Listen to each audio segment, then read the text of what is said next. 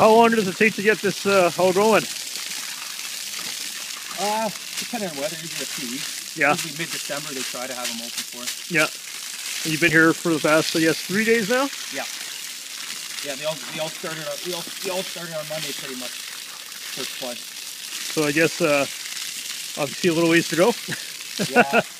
It takes a while. So is there a method to the madness, or? Not really. Depends on the weather, eh? If it freezes fast, the colder the better, obviously. Yeah. Try to get the ground frozen so the water stays after.